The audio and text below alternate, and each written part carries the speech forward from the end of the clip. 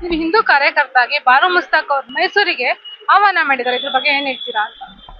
ನೋಡಿ, ನಾವು ಹಿಂದೂಗಳಿದ್ದೀವಲ್ಲ, ಯಾವ ಹಂತವನ್ನ ತಲುಪಿದೀವಿ ಅಂತ ಅಂದ್ರೆ ನಾವ್ ಏನಾದ್ರೂ ಸಹಿಸ್ಕೊಳ್ತೀವಿ. ಸಹಿಷ್ಣುಗಳು ಅಂತ ಹೇಳ್ಬಿಟ್ಟಿದಾರಲ್ಲ, ಅದಕ್ಕೆ ನಾವೇನ್ ಹೇಳಿದ್ರು ಸಹಿಸ್ಕೊಳ್ತೀವಿ. ನೋಡಿ, ಇವಾಗ ಬಾನು ಮುಸ್ತಾಕ್ ನನಗೊಂದು ಹೇಳಿಕೆಯನ್ನ ಇಡೀ ಮುಸ್ಲಿಂ ಸಮುದಾಯ ಮೌಲಿಗಳು ಸೇರಿದಂತೆ ನನಗೊಂದು ವಾಗ್ದಾನವನ್ನು ಮಾಡಬೇಕು. ಪುನೀತ್ ಅಥವಾ ಹಿಂದೂಗಳೇ, ಬಾನು ಮುಸ್ತಾಕ್ ಚಾಮುಂಡಿ ತಾಯಿಯನ್ನ ದೇವರು ಅಂತ ಹೇಳಿ ಒಪ್ಪಿ, ಆಕೆ ಬಾನು ಮುಸ್ತಾಕ್ ಚಾಮುಂಡಿ ತಾಯಿಗೆ ಪುಷ್ಪಾರ್ಚನೆಯನ್ನ ಮಾಡೋದನ್ನ ಮುಸ್ಲಿಂ ಸಮುದಾಯ ಸಂಪೂರ್ಣವಾಗಿ ಒಪ್ಪುತ್ತೆ. ನಮಗೆ ಯಾವ ಬೇಸರವೂ ಇಲ್ಲ. ನಾವು ಇಸ್ಲಾಂನಲ್ಲಿ ಆಕೆಯನ್ನ ಸ್ವೀಕರಿಸ್ತೀವಿ ಮತ್ತು ಬಾನು ಮುಸ್ತಾಕ್ ಒಪ್ಪಿರೋದ್ರಿಂದ ಬಾನು ಮುಸ್ತಾಕ್ ಚಾಮುಂಡಿ ತಾಯಿಯನ್ನ ಒಪ್ಪಿ ದೇವರು ಅಂತ ಕರೆದು ನಾಡದೇವತೆ ಅಂತ ಒಪ್ಪಿ ಪುಷ್ಪಾರ್ಚನೆ ಮಾಡೋದನ್ನ ಮುಸ್ಲಿಂ ಸಮುದಾಯದ ಎಲ್ಲಾ ಮೌಲ್ಯಗಳು ಒಪ್ಪೋದಾದ್ರೆ ನನಗೆ ಯಾವ ವಿರೋಧವೂ ಇಲ್ಲ.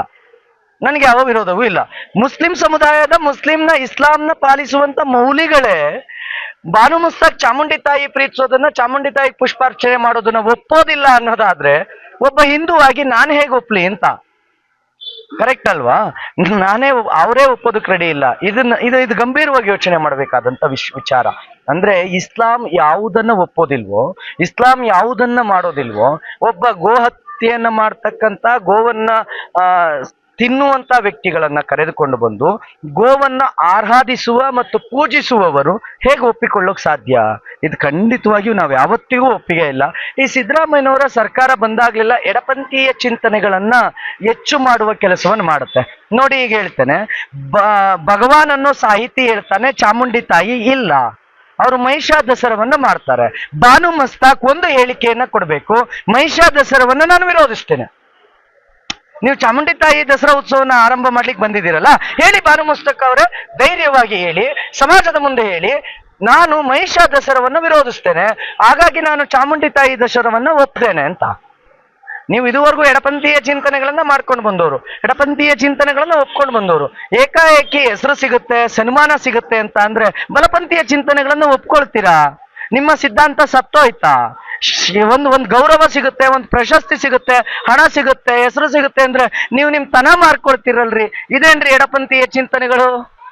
ನಾನು ಹೇಳ್ತಾರಲ್ಲ, ನಾವು ಎಡಪಂಥೀಯ ಚಿಂತನೆಗಳು ಉಳ್ಳೋರು, ನಾವು ಪ್ರಗತಿಪರ ಚಿಂತಕರು. ಪ್ರಗತಿಪರ ಚಿಂತಕರು ನಿಮ್ಮ ಸಿದ್ಧಾಂತದ ಮೇಲೆ, ನಿಮ್ಮ ವಿಚಾರಧಾರೆಗಳ ಮೇಲೆ ಭದ್ರವಾಗಿ ನಿಂತ್ಕೊಳ್ಳೋಕಾಗದೆ ಇರ್ತಕ್ಕಂಥ ಬಾನು ಮುಸ್ತಾಕ್ ನಾಳೆ ಏನಾದ್ರೂ ಒಳ್ಳೇದ್ ಮಾಡ್ತೀವಿ ಅಂತಂದ್ರೆ ಮುಸ್ಲಿಂನ ತೋರ್ದ ಆಚೆಗೆ ಬರ್ತಾಳ್ರಿ, ಇಸ್ಲಾಂನ ತೋರ್ದ ಆಚೆಗೆ ಬರ್ತಾರೆ. ಏನಂದ್ರೆ ಒಂದು ಒಳ್ಳೆ ಶಾಲೆ ಹಾಕಿ ಒಂದು ಸನ್ಮಾನ ಮಾಡ್ತೀವಿ ಅಂತ. ಅಷ್ಟು ಬದ್ಧತೆ ಇಲ್ಲದಂತ ಇದು. ಹಾಗಾದ್ರೆ ನಾವು ಹಿಂದೂಗಳು ಸರ್ವೇ ಜನ ಸುಖಿನೋ ಭವಂತು ಅಂತ ಹೇಳಿದೀವಿ. ನಮಗೆ ಮುಸಲ್ಮಾನರನ್ನ ನಾವು ಪ್ರೀತಿಸಿದೀವ್ರಿ, ಅಬ್ದುಲ್ ಕಲಾಂರನ್ನ ನಾವು ಪ್ರೀತಿಸಿದೀವಿ. ಅಬ್ದುಲ್ ಕಲಾಂರ ಫೋಟೋ ಮಸೀದಿಗಳಿದೆಯೋ ಇಲ್ವೋ ಗೊತ್ತಿಲ್ಲ, ಮುಸ್ಲಿಮರ ಮನೆಯಲ್ಲಿ ಇದೆಯೋ ಇಲ್ವೋ ಗೊತ್ತಿಲ್ಲ, ನಮ್ಮ ಮನೇಲಿ ಇದೆ.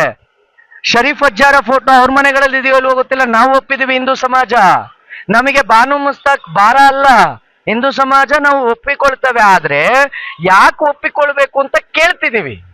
ನೀವೇ ಒಪ್ಕೊಳ್ಳೋದಿಲ್ಲ, ನೀವೇ ಆರಾಧಿಸೋದಿಲ್ಲ, ಚಾಮುಂಡಿ ತಾಯಿ ದೇವರು ಅಂತ ಒಪ್ಪೋದಿಲ್ಲ, ಕುಂಕುಮ ಇಟ್ಕೊಳ್ಳೋದಕ್ಕೆ ಒಪ್ಪೋದಿಲ್ಲ, ಭುವನೇಶ್ವರಿಯನ್ನ ವಿರೋಧಿಸ್ತೀರಿ. ಮತ್ತೆ ನೀವೇ ಯಾಕೆ ಚಾಮುಂಡಿ ತಾಯಿ ಪೂಜಿಸೋದಕ್ಕೆ ಬರ್ತೀರಿ? ನಾಟಕ ಮಾಡ್ತೀರಾ? ಹಿಂದೂಗಳ ಜೊತೆ ನಾಟಕ ಮಾಡ್ತೀರಿ. ಅದಕ್ಕೆ ಈ ಸತ್ತ ಸಿದ್ಧಾಂತದೊಂದಿಗೆ ಬದುಕುವ ಅಂತವರು ಬೇಡ ಅಂತ ನಿಮ್ ಬದ್ಧತೆ ಹೇಳಿ ಅಂತ ಬಾನು ಮುಸ್ತಾಕ್ ಅವ್ರಿಗೆ ನೇರವಾಗಿ ಕೇಳ್ತೀನಿ.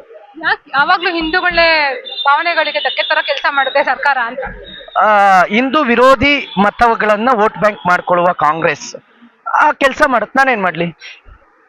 ವೋಟ್ ಬ್ಯಾಂಕಿಗೋಸ್ಕರ ಯಾವ ಉದ್ದೇಶ ಇದೆ? ವೋಟ್ ಬ್ಯಾಂಕ್ ಮುಸಲ್ಮಾನರ ಓಲೈಕೆ. ಆದ್ರೆ ನಾನು ಇದು ಹೇಳ್ತೀನಿ, ಸಿದ್ದರಾಮಯ್ಯನವ್ರಿಗೆ ಇದು ಬ್ಯಾಕ್ ಫೈರ್ ಆಗುತ್ತೆ. ಯಾಕೆಂದ್ರೆ ಮುಸ್ಲಿಮರೇ ಇದನ್ನು ವಿರೋಧಿಸ್ತಾರೆ. ಒಪ್ಪಲ್ರಿ ಮುಸ್ಲಿಮರು.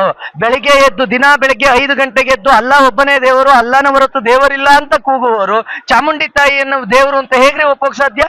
ಅಕಸ್ಮಾತ್ ಅವ್ರು ಒಪ್ಪಿದ್ರೆ, ಈಗ ಗತ್ವ ಹೊರಡಿಸ್ಲಿಲ್ಲ ಅಂದ್ರೆ, ಬಾನು ಮುಸ್ತಾಕ್ ಚಾಮುಂಡಿ ತಾಯಿಯ ಪ್ರೀತಿಸೋದನ್ನ ಒಪ್ಪಿದ್ರೆ ಅಲ್ಲಿಗೆ ಇಸ್ಲಾಂನ ಅವರ ಸಿದ್ಧಾಂತ ಸತ್ತೋಯ್ತು ಅಂತ. ದಿನ ಬೆಳಿಗ್ಗೆ ಅವ್ರು ಕೂಗೋದನ್ನ ಚೇಂಜ್ ಮಾಡ್ಕೋಬೇಕು. ಬಹುದೇವಾರಾಧೇನ ಅವ್ರು ಒಪ್ಕೊಂಡ್ರು ಅಂತ. ಗೌರವಿಸೋದು ಬೇರೆ, ನಾವು ಗೌರವಿಸ್ತೀವಿ. ಸಿದ್ಧಾಂತಗಳೊಂದಿಗೆ ಬದುಕಿದವರು ಈಗ ಹೆಂಗ್ ಒಪ್ಕೊಂತೀರಿ? ಅಕಸ್ಮಾತ್ ಅವರೆಲ್ಲ ಶ್ರದ್ಧೆ ಇಲ್ಲ ಅನ್ನೋದಾದ್ರೆ, ನಾನು ಸುಮ್ಮನೆ ಬರ್ತೀನಿ ಅನ್ನೋದಾದ್ರೆ ಕರ್ಸೋದಕ್ಕೆ ನಾವು ರೆಡಿ ಇಲ್ಲ. ಭಕ್ತಿ ಇದ್ರೇನೆ ಅವ್ರು ಬರೋಬೇಕು. ಮುಂದಿನ ಹೋರಾಟ ಮಾಡ್ತೀರಾ ಇದ್ರ ಬಗ್ಗೆ? ನಾವು ಕಾಯ್ತಾ ಇದೀವಿ ಗಣಪತಿ ಇದೆಲ್ಲ ಮುಗಿಲಿ ಅಂತ. ಇದೆಲ್ಲ ಮುಗಿದ ಮೇಲೆ ನಮ್ಮ ಹೋರಾಟ ಆರಂಭವಾಗುತ್ತೆ.